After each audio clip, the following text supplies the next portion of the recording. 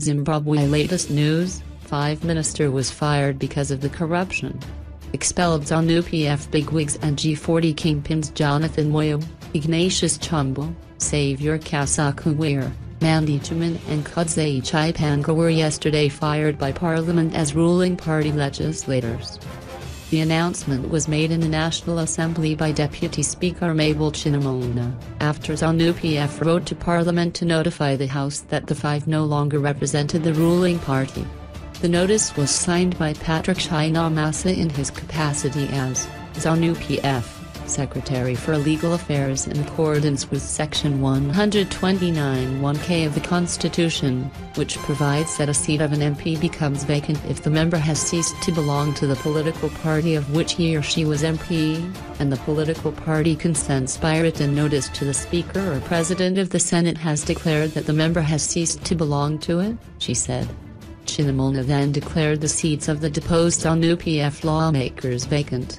Interestingly, Utah South MP Paul Chimaza, Walter Mzimbi, Masvingo South, Makasini Longwing, Mbarangwa East, and Astintion Low, Midlands Proportional Representation MP, and Samuel Ndunge, Chimanimani East, among others were spared.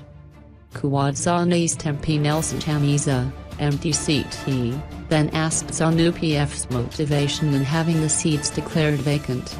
I am very conscious that in terms of our constitution, if a vacancy arises it has to be filled, Section 158, and polling must take place within 90 days after the vacancy occurs, unless it has occurred 9 months before the general election, of which the vacancy remains unfilled until general elections. The use of the word declare clearly indicates an element of discretion.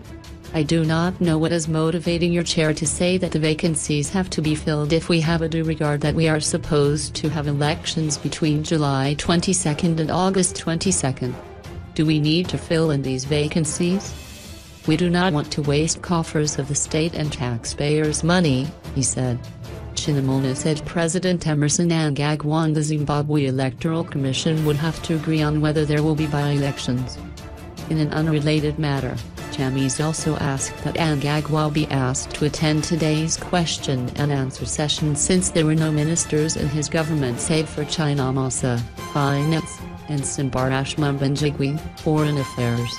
Temporary Speaker Reuben Marumahoko said Mnangagwa was busy setting up his cabinet.